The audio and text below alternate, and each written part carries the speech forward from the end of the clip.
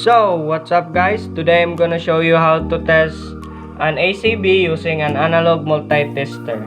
So, I have already set my multi-tester to a 1000. You can either set it to 250 or 1000 because this outlet has a 240 voltage. So, let's start to test it. So as you can see in the pin, it is point at 50 and 2. This is 100, this is 200, this 3, 4, 5, 6, 7, 8, 9, 10. This is 1000 reading. So this here, it is at 240 volt. So this outlet has a 240 volt.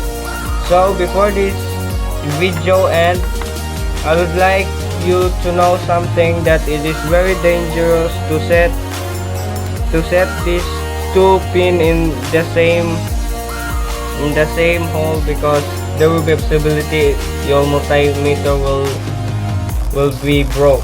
So that's all. Thank you.